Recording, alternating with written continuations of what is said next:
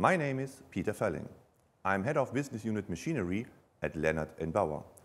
Today, we will show you how the minicoder integrated spindle statistics enables condition monitoring of your spindle.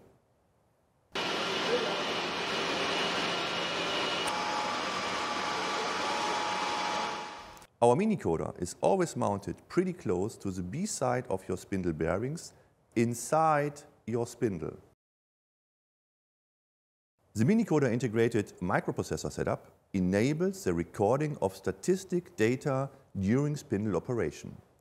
Important information like number of starts, warm-up runs, maximum speed and overall runtime are stored by the minicoder, which is mounted inside of your spindle.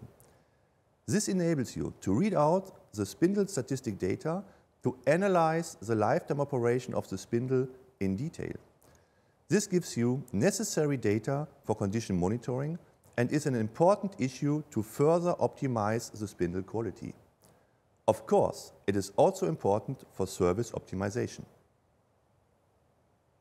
The spindle statistic is one of our value-adding functions related to our minicoder integrated data analysis. Thank you for your attention.